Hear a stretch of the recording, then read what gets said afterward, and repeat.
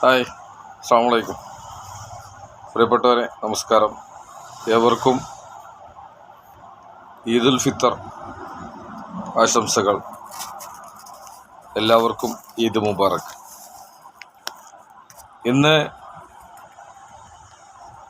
March 20 വെള്ളിയാഴ്ച പെരുന്നാൾ ദിനത്തിൽ വന്നിട്ടുള്ള ചന്ദ്രിക വാരാന്ത്യ പതിപ്പിൽ വന്നിട്ടുള്ള പെരുന്നാൾ സ്പെഷ്യൽ പങ്ക്തിയിലെ പ്രിയങ്കരനായ പാണക്കാട് സയ്യിദ് സ്വാദിഖ് അലി ശിഹാബ് തങ്ങൾ ആ പെരുന്നാൾ കാലം എന്ന തലക്കെട്ടിൽ വന്നിട്ടുള്ള ആ ലേഖനം ഞാനത് നിങ്ങൾക്ക് മുമ്പിൽ എത്തിക്കുകയാണ്.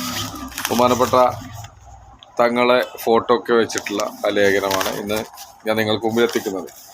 നമുക്ക് ലേഖനത്തിലേക്ക് കിടക്കാം.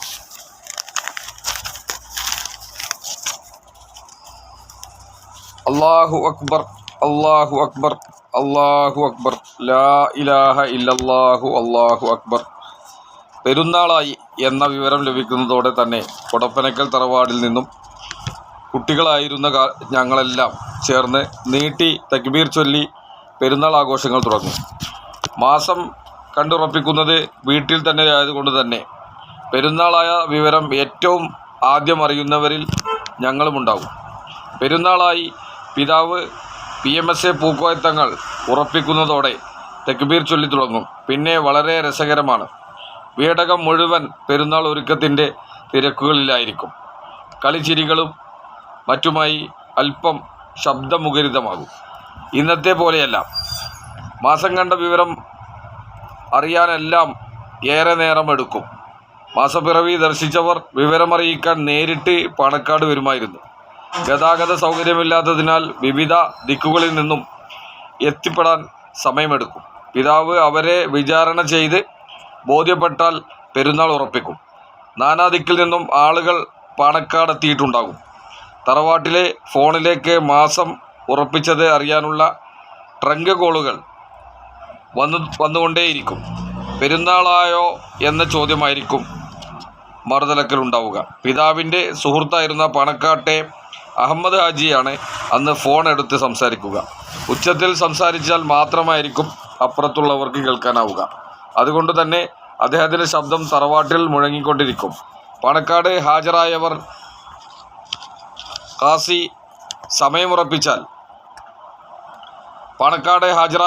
കാളി സമയമുറപ്പിച്ചാൽ എത്രയും പെട്ടെന്ന് സ്വന്തം നാടുകളിൽ വിവരമറിയിക്കാൻ സന്നദ്ധരായിരിക്കും.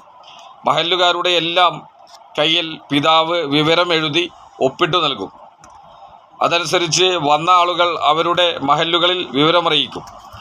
മുഹമ്മദ് അലി ശിഹാബ് തങ്ങളുടെ കാലത്തും ഇതുപോലെ കത്തെഴുതി അയക്കുന്ന സംവിധാനമായിരുന്നു ഉണ്ടായിരുന്നത്. അന്ന് ചെറുപ്രായമായിരുന്നു. ഞങ്ങളും കത്തെഴുതുന്നതിന് സഹായിക്കും. എന്ന സ്ഥലത്ത് മാസം കണ്ടതായി വിശ്വാസ്യത യോഗ്യതമായ വിവരം കിട്ടിയതിൻ്റെ അടിസ്ഥാനത്തിൽ നാളെ ചെറിയ പെരുന്നാളായിരിക്കും. മാസം കണ്ടില്ലെങ്കിൽ അത് എഴുതും.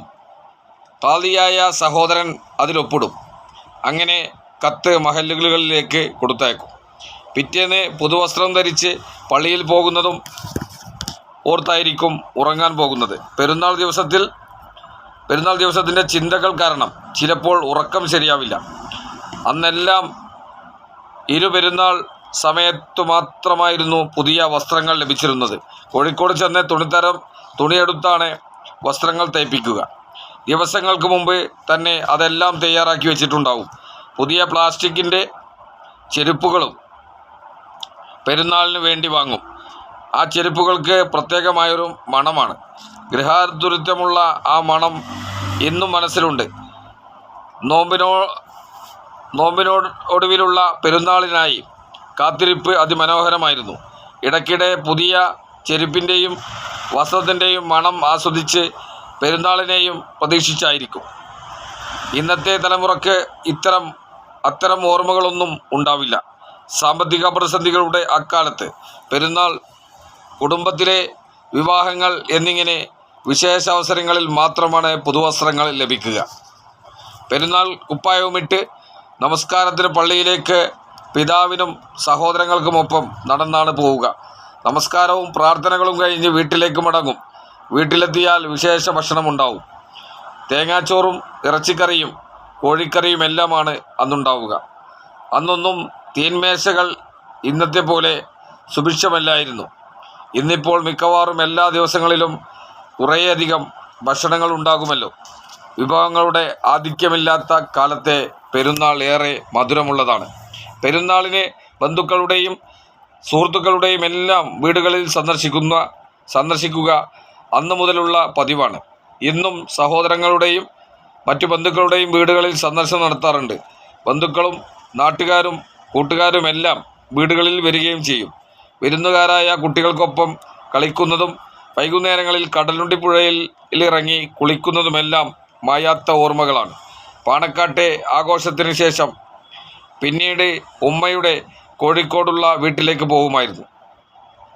ഉമ്മയുടെ ജ്യേഷ്ഠ സഹോദരിമാരും അവിടെ എത്തിയിട്ടുണ്ടാവും. മക്കളില്ലാത്ത മൂത്തമ്മമാർക്ക് ഞങ്ങളെ വലിയ കാര്യമായിരുന്നു. അവരോടൊപ്പമുള്ള ആഘോഷ ദിനങ്ങൾ വ്യത്യസ്തമായൊരു സന്തോഷമായിരുന്നു. സാഹചര്യങ്ങളും പരിസരങ്ങളും മാറിയെങ്കിലും ആ സന്തോഷമുള്ള അന്തരീക്ഷത്തിന് ഇന്നും മാറ്റമില്ല. പാണക്കാട്ടെ മുറ്റത്ത് പെരുന്നാളിനും ആളുകൾ ഉണ്ടാവും. വരുന്നവർക്ക് ഭക്ഷണവും മധുരവും പാനീയങ്ങളും നൽകി സന്തോഷത്തോടെ സ്വീകരിക്കും. കുട്ടിക്കാലത്തെ തക്ബീർ ധ്വനികളുടെ മുഴക്കം ഇന്നും മനസ്സിൽ വന്നെത്തുന്നു. അല്ലാഹു അക്ബർ വലില്ലാഹിൽ ഹംദ്. പ്രിയങ്കരനായ പാണക്കാട് സയ്യിദ് സ്വാദിഖ് അലി ശിഹാബ് തങ്ങൾ, പ്രിയപ്പെട്ട നേതാവ്, അദ്ദേഹത്തിൻ്റെ ഓർമ്മക്കുറിപ്പിൽ ആ പെരുന്നാൾ കാലം എന്ന തലക്കെട്ടിൽ എഴുതിയിട്ടുള്ള ലേഖനമാണ് ഇന്ന് നിങ്ങൾക്ക് മുമ്പിൽ എത്തിച്ചത്. ഏറെ സന്തോഷകരമായ ഒരു ദിനമാണ്. എന്നാൽ നമ്മളെ വിഷമിപ്പിക്കുന്ന കാലത്തിലൂടെയാണ് നമ്മൾ കടന്നു പോകുന്നത്. നമ്മളെ പ്രിയപ്പെട്ട സഹോദരങ്ങൾ പ്രവാസ ലോകത്ത് ഏറെ ദുരിതമനുഭവിക്കുകയാണ് അവർ.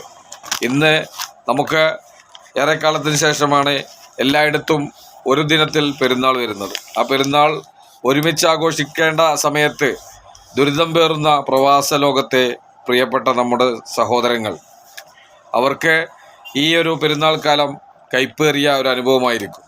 ഏതായാലും എത്രയും പെട്ടെന്ന് ആ പഴയൊരു സന്തോഷത്തിലേക്ക്, പഴയൊരു ആ ഒരു ഊർജ്ജസ്വലതയിലേക്ക് പ്രവാസ ലോകത്തെ പ്രിയപ്പെട്ട സഹോദരങ്ങൾ, അതോടൊപ്പം തന്നെ പ്രവാസ ലോകത്ത് മിഡിൽ ഈസ്റ്റ്, അതുപോലെ തന്നെ വിദേശ രാജ്യങ്ങൾ, ഏഷ്യൻ രാജ്യങ്ങളൊക്കെ പല കെടുതിയിലും യുദ്ധഭീതിയിലുമൊക്കെയാണ്.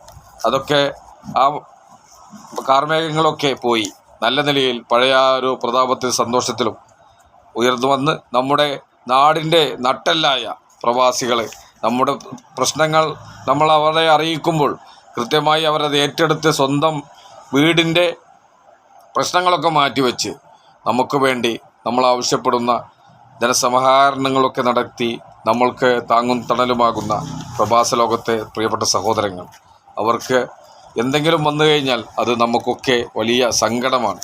അല്ലാഹു റബ്ബുൽ ഇസ്സത്ത് എത്രയും പെട്ടെന്ന് ആ ഒരു പഴയ ഒരു പ്രതാപത്തിലേക്കും ഉയർച്ചയിലേക്കുമൊക്കെ ഈ വിദേശ രാജ്യങ്ങളെയും അതുപോലെ തന്നെ അവിടെ ജോലി ആവശ്യാർത്ഥം ഒക്കെ എത്തിയിട്ടുള്ള പ്രവാസികളായ നമ്മുടെ സഹോദരങ്ങൾക്കൊക്കെ ആ പഴയ സന്തോഷവും പ്രതാപവും ഒക്കെ അല്ലാഹു റബ്ബുൽ ഇസ്സത്ത് എത്രയും പെട്ടെന്ന് അത് ക്ലിയർ ചെയ്ത് കൊടുക്കട്ടെ.